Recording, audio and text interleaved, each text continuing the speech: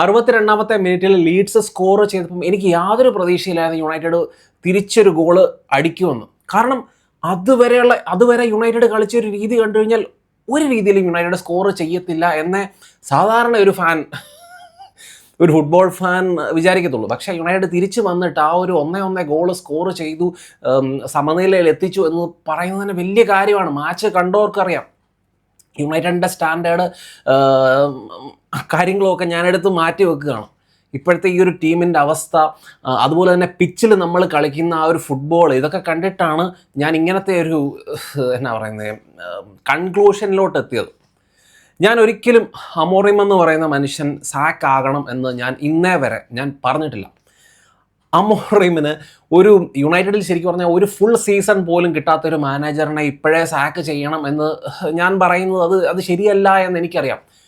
നമ്മൾ യുണൈറ്റഡ് എന്ന് പറയുന്ന ടീം നമ്മളെപ്പോഴും മാക്സിമം മാനേജേഴ്സിന് സ്പേസ് കൊടുക്കുന്നതും ടൈം കൊടുക്കുന്നതും ഒക്കെയുള്ള ആയിട്ടുള്ള ക്ലബ്ബാണ്. ചെൽസി പോലെ പെട്ടെന്ന് റിയാക്ഷണറി സാക്കിങ് കാര്യങ്ങളൊന്നും നമുക്കില്ല. അതുകൊണ്ട് തന്നെ ഇന്നും ഈ ഒരു എലൻ റോഡ് എന്ന് പറയുന്ന ആ ഒരു സ്ഥലത്ത് പോയി യുണൈറ്റഡ് സമനില പിടിച്ചപ്പോഴും അമോറിം സാക്കാകണം എന്നെനിക്കില്ല. പക്ഷേ അമോറിം എന്ന് പറയുന്ന മനുഷ്യൻ, പുള്ളിയുടെ ഡിസിഷൻ മേക്കിംഗ് ഭയങ്കര മോശമാണ്. പല കാര്യങ്ങളിലും പുള്ളിയുടെ ജഡ്ജ്മെൻറ്റ് ഭയങ്കര മോശമായിട്ടാണ്, അത് ടീമിനെ ഭയങ്കര മോശമായിട്ട് അഫക്റ്റ് ചെയ്യുന്നുണ്ട്. നമ്മളെ യുണൈറ്റഡ് ടീം ശരിക്കും പറഞ്ഞാൽ ഇന്ന് ഇറങ്ങിയ യുണൈറ്റഡ് ടീമിനെ ഒരിക്കലും ആ ഒരു ബാക്ക് ത്രീയിൽ കളിക്കേണ്ട ഒരു ടീമല്ല. കാരണം കസമീറോ ഉഗാർത്തെ ആ ഒരു മിഡ്ഫീൽഡ് വെച്ചുകൊണ്ട് നമുക്ക് ബാക്ക് ത്രീ കളിക്കാൻ പറ്റത്തില്ല. ആര് ക്രിയേറ്റ് ചെയ്യും? ആ ടീമിൽ ആരാ ക്രിയേറ്റർ ഉള്ളത്? അറ്റാക്കിൽ കുണിയ ക്രിയേറ്ററാണോ? അല്ല. സെസ്കോ ക്രിയേറ്ററാണോ? അല്ല. ഡോർഗു ക്രിയേറ്ററാണോ? ആര് ക്രിയേറ്റ് ചെയ്യും? അങ്ങനെ ഒരു ക്രിയേറ്റർ ഇല്ല. ബോൾ പ്രോഗ്രസ് ചെയ്യാൻ പറ്റുന്ന പ്ലെയേഴ്സ് ഇല്ല. അപ്പോൾ ഈ ഒരു ബാലൻസ് ശരിക്കും പറഞ്ഞാൽ ടീമിനുള്ളിൽ ആ ഒരു ബാലൻസ് ഇല്ല. അങ്ങനത്തെ പ്രൊഫൈലുള്ള പ്ലെയേഴ്സ് അല്ല നമ്മുടെ ടീമിലുള്ള പ്ലെയേഴ്സിൻ്റെ പ്രൊഫൈൽ നോക്കിക്കഴിഞ്ഞാൽ ആ ഒരു പ്രൊഫൈൽ വെച്ചുകൊണ്ട് നമുക്ക് ഇപ്പോഴത്തെ സാഹചര്യത്തിൽ ഈ ഒരു പ്രസൻറ്റ് മൊമെൻറ്റിൽ പല പ്ലെയേഴ്സും ഇഞ്ചുർഡായിട്ട് പുറത്താകുന്നു, ആഫ്കോണിന് പോകുന്നു. ഇങ്ങനത്തെ സാഹചര്യത്തിൽ നമുക്ക് മാക്സിമം പ്ലെയേഴ്സ് ഇല്ല. അപ്പോൾ ആ സമയത്ത് അഡാപ്റ്റ് ചെയ്യേണ്ട ഒരു സാഹചര്യമാണ് ഇപ്പോൾ ഉള്ളത്. അപ്പോൾ ആ സാഹചര്യത്തിൽ റൂബൻ അമോറിം അഡാപ്റ്റ് ചെയ്യാൻ തയ്യാറാകുന്നില്ല. റൂബൻ അമോറിം ഇന്ന് നിങ്ങൾ നോക്കിയോ, ആ സബ്സ്റ്റിറ്റ്യൂഷൻ സിർക്സി വന്നു, ഒരു ഡിഫൻഡറിനെ യോറോയെ മാറ്റിയിട്ട് സിർക്സി വന്നു കഴിഞ്ഞപ്പോഴാണ് ഗെയിമിൽ ആ ഒരു ചേഞ്ച് വരുന്നത്. അപ്പം ആ ഒരു നല്ല കാര്യം റൂബൻ അമോറിം ഇന്ന് ചെയ്തു. അപ്പം അങ്ങനത്തെ ഒരു പോസിറ്റീവായിട്ട് അങ്ങനത്തെ സബ്സ്റ്റിറ്റ്യൂഷൻസ് യുണൈറ്റഡിൻ്റെ ഗെയിമിനെ ഇൻഫ്ലുവൻസ് ചെയ്യാൻ പറ്റുന്നുണ്ട് എന്ന് കാണുമ്പോഴത്തേനും റൂബൻ അമോറിം പിന്നെയും അടുത്ത കളിയിൽ പോയിട്ട് ഇതേ ടീമിനെ വെച്ചുകൊണ്ട് ബാക്ക് ത്രീ കളിക്കുമ്പോഴാണ് എൻ്റെ കുരു പൊട്ടുന്നത്. ഇന്ന് സിർക്സിയെ കൊണ്ടുവന്നത് നല്ല ഡിസിഷനാണ്. അത് കഴിഞ്ഞപ്പോഴാണ് ആ സിർക്സി നമ്മുടെ കുണിയുടെയും സെസ്കോയുടെയും ഇവരുടെയൊക്കെ റൺസിനെ ഫൈൻഡ് ചെയ്യാൻ വേണ്ടി ശ്രമിക്കുന്നു. അത് കഴിഞ്ഞപ്പം എന്നാ പറയുക, സിർക്സി പോയിട്ട് ഒരു കട്ട് ബാക്ക്. അപ്പോൾ ആ കുണിയുടെ റൺസിനെ ഫൈൻഡ് ചെയ്ത് കുണിയ സ്കോർ ചെയ്ത് നമ്മൾ 1-1 ആകുന്നു. പിന്നെയും സിർക്സി ചാൻസ് ക്രിയേറ്റ് ചെയ്ത കട്ട് ബാക്ക് സെസ്കോയുടെ ഫിനിഷിങ് മോശമാണ്. സെസ്കോയുടെ പൊസിഷനിങ് മോശമാണ്. സെസ്കോ വന്നിട്ട് ആ ഒരു ഫസ്റ്റ് ടൈം ഷോട്ട് എടുക്കുമ്പോഴത്തേനും സെസ്കോയുടെ പൊസിഷനിങ് കറക്റ്റ് ആയിരിക്കണം. അത് മോശം. നമ്മൾ ഇന്നത്തെ മാച്ചിൽ ശരിക്കും പറഞ്ഞാൽ ഞാൻ പറഞ്ഞില്ല, ഈ മിസ്പ്രൊഫൈലിങ്, പ്ലെയേഴ്സിൻ്റെ മിസ്പ്രൊഫൈലിങ് കാരണമാണ് നമുക്ക് ആ ഒരു പാറ്റേൺ ഓഫ് പ്ലേ അല്ലെങ്കിൽ സ്റ്റൈൽ ഓഫ് പ്ലേ ഒന്നും അമോറിമിന് ഇംപ്ലിമെൻറ്റ് ചെയ്യാൻ പറ്റാത്തത്. ഈ ഒരു ടീമിനെ വെച്ചുകൊണ്ട് പറ്റത്തില്ല. ബാക്ക് ഫോർ കളിച്ചാൽ പറ്റത്തുള്ളൂ. ബാക്ക് ഫോർ കളിച്ചാലേ നമുക്കൊരു ബാലൻസ് കൊണ്ടുവരാൻ പറ്റത്തുള്ളൂ ടീമിൽ.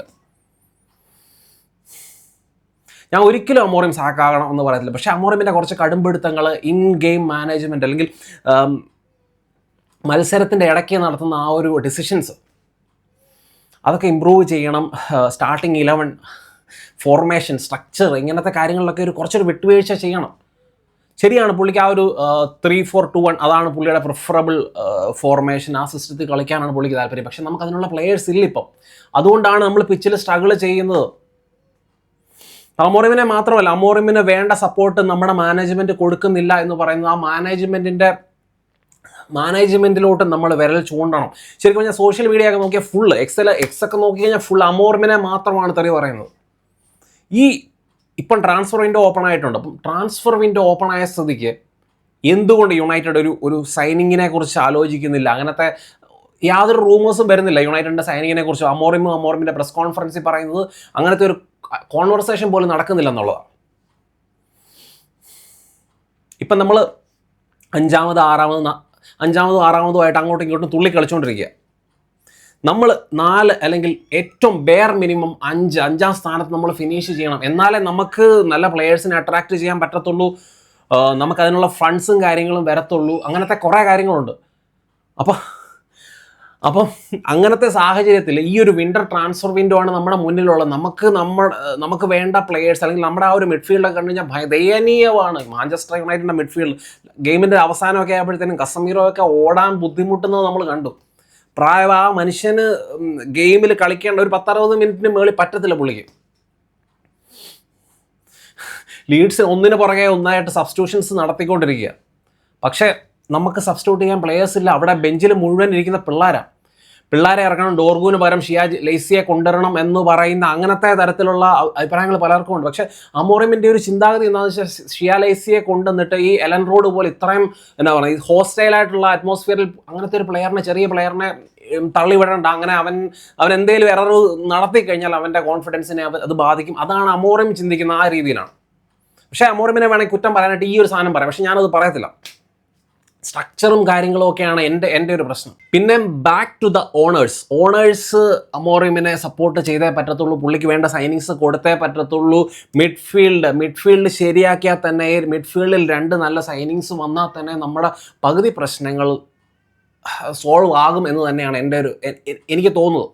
നമുക്ക് ആ ഒരു സ്റ്റൈൽ ഓഫ് പ്ലേ, ബാക്കിൽ നിന്ന് ബോൾ പ്രോഗ്രസ് ചെയ്യാൻ ഉള്ള ബുദ്ധിമുട്ട്, ഇതെല്ലാം ക്രിയേറ്റിവിറ്റി. അപ്പോൾ അതിന് പറ്റിയ അമോറിമിന് പറ്റിയ രണ്ട് പ്രൊഫൈലിലുള്ള 2 മിഡ്ഫീൽഡേഴ്സ് നമുക്ക് വേണം. അത് കൊണ്ടുവന്നു കഴിഞ്ഞാൽ നമുക്കൊരു പരിധി വരെ നമ്മുടെ പ്രശ്നത്തെ പരിഹരിക്കാൻ പറ്റും. അതുപോലെ തന്നെ സെസ്കോ എന്ന് പറയുന്ന പ്ലെയർ ആ ഒരു പ്രഷറിൽ പുള്ളിക്ക് ഇതുവരെയായിട്ടും ഗോളുകൾ സ്കോർ ചെയ്യാൻ പുള്ളി ബുദ്ധിമുട്ടുന്നുണ്ട്. അപ്പം പുള്ളിക്കൊരു സപ്പോർട്ട്, പ്രോപ്പർ സ്ട്രൈക്കറിനെ നമ്മൾ സൈൻ ചെയ്തേ പറ്റത്തുള്ളൂ. സെസ്കോയ്ക്ക് ഒരു ബാക്കപ്പ് അല്ലെങ്കിൽ സെസ്കോയ്ക്ക് ഒരു കോമ്പറ്റീഷൻ. ക്രിസ്റ്റൽ പാലസിൻ്റെ ഫിലിപ്പ് മട്ടേറ്റയൊക്കെ ആയിട്ട് നമ്മൾ എന്നാ പറയുന്നത് ലിങ്ക്സ് ഒക്കെ വരുന്നുണ്ട്. എനിക്ക് തോന്നുന്നൊരു കുഴപ്പമില്ല. നമുക്കൊരു കോമ്പറ്റീഷനായിട്ട് പ്രീമിയർ ലീഗിൽ കളിച്ച് എക്സ്പീരിയൻസ് ഉള്ള ഒരു സ്ട്രൈക്കറാണ് നമുക്ക് കൊണ്ടുവരാൻ പറ്റുന്നത്. 10-28 വയസ്സുണ്ട്, പ്രൈമിൽ കളിക്കുന്ന സ്ട്രൈക്കറാണ്. അപ്പോൾ അങ്ങനത്തെ സ്ട്രൈക്കറിനെ നമ്മൾ ടാർഗറ്റ് ചെയ്യണം, കൊണ്ടുവരണം. ഈ മിഡ്ഫീൽഡ് സ്ട്രൈക്കർ ഇതായിരിക്കും എന്നെ സംബന്ധിച്ച് ഏറ്റവും ആദ്യത്തെ പ്രയോറിറ്റി. 2 മിഡ്ഫീൽഡേഴ്സ്, ഒരു സ്ട്രൈക്കർ. അത് കഴിഞ്ഞിട്ട് മതി ബാക്കിയുള്ള പരിപാടികൾ. അപ്പോൾ അതുകൊണ്ട് തന്നെ റൂബൻ അമോറിമിനെ പുറത്താക്കണം എന്നുള്ള ആ ഒരു അജണ്ടയുടെ ഭാഗം അല്ല എന്ന് നിങ്ങളെല്ലാവരും മനസ്സിലാക്കണം. പക്ഷേ പുള്ളിയുടെ പല തീരുമാനങ്ങൾക്കും എതിരാണ് ഞാൻ. ആ തീരുമാനങ്ങൾ അല്ലെങ്കിൽ പുള്ളിയുടെ പിടിവാശിയൊക്കെ ഒഴിവാക്കി പുള്ളി കുറച്ചുകൂടെ എന്നാ പറയുന്നത് വിട്ടുവീഴ്ചയ്ക്കൊക്കെ തയ്യാറായി കഴിഞ്ഞാൽ നമ്മൾ ഫാൻ ബേസ് കൂടെ നിൽക്കും. അപ്പോൾ സിർക്സി വരുന്നതിന് മുന്നേ ഉള്ള യുണൈറ്റഡിൻ്റെ ഫുട്ബോൾ ശ്രദ്ധിച്ചാൽ നമ്മൾ ക്രിയേറ്റ് ചെയ്ത നല്ല ചാൻസുകൾ, അല്ലെങ്കിൽ നമ്മൾ ക്രിയേറ്റ് ചെയ്ത നല്ല ചാൻസ് എന്ന് പറയുന്നത് ഈ കോർണേഴ്സ്, സെറ്റ് പീസസ് ഒക്കെ വഴി കിട്ടുന്ന ചാൻസസ് ആണ്. കസമീറോയുടെ ചാൻസ്, സെസ്കോയുടെ ചാൻസ്, ഇതെല്ലാം സെറ്റ് പീസ് വഴിയുള്ള ചാൻസുകളാണ്. നമുക്കൊരു പ്രോപ്പർ ചാൻസ് എന്നുള്ള രീതിയിൽ നമുക്ക് എടുത്ത് കാണിക്കാൻ പറ്റുന്നത്. അപ്പോൾ അല്ലാതെ പ്രോപ്പർ കോമ്പിനേഷൻ പ്ലേയും കാര്യങ്ങളും ഭയങ്കരമായിട്ട് ലാക്ക് ചെയ്തു. നമ്മൾ ആ ഒരു ഫസ്റ്റ് ഹാഫിൻ്റെ അവസാനം കുണിയയും ഡോർഗുവും ഒക്കെ തമ്മിലൊരു കമ്പൈനൊക്കെ ചെയ്ത് റൺസൊക്കെ നടത്തി. ഇപ്പോൾ ഡോർഗുവിൻ്റെ ഒരു ഷോട്ടൊക്കെ ഉണ്ട്. അപ്പോൾ ആ ഒരു മൊമെൻ്റ് അല്ലാതെ നല്ല സ്പാർക്കുകൾ ഈ രീതിയിലുള്ള എന്നാ പറയുന്നത് ഓപ്പൺ പ്ലേയിൽ ആ രീതിയിൽ നമ്മൾ നല്ല രീതിയിലുള്ള പാസുകളൊക്കെ കളിച്ച് അവരുടെ ഡിഫൻസിനെ ഓപ്പൺ അപ്പ് ചെയ്യുന്ന പരിപാടികളൊന്നും നമുക്ക് കാണാൻ വേണ്ടി പറ്റുന്നില്ലായിരുന്നു. പക്ഷേ സിർക്സി വന്നു കഴിഞ്ഞപ്പോഴത്തേനും ആ ഇൻബിഹൈൻ റൺസും കാര്യങ്ങളും വന്നു. അതിനെ അവർ ടാക്കിൾ ചെയ്തത് പുതിയ മിഡ്ഫീൽഡേഴ്സിനെയും അറ്റാക്കേഴ്സിനെയും ഒക്കെ കൊണ്ടുവന്നിട്ട് അവരതിനെ മാച്ച് ചെയ്യാൻ വേണ്ടി ശ്രമിച്ചു. നമുക്കതിന് തിരിച്ചുള്ള മറുപടിയില്ല. കാരണം അതിനെ പിന്നെ മാച്ച് ചെയ്യാൻ തരത്തിലുള്ള സബ്സ്റ്റിറ്റ്യൂഷൻസ് ഇല്ല. കസമീറോയെ അല്ലെങ്കിൽ ഉഗാർത്തയൊന്നും മാറ്റിയിട്ട് ആരെ കൊണ്ടുവരാൻ വേണ്ടിയാണ്? അപ്പോൾ നിങ്ങളുടെ അഭിപ്രായങ്ങൾ തീർച്ചയായിട്ടും ചന്നം കമൻസ് ആയിട്ട് ഇടുക.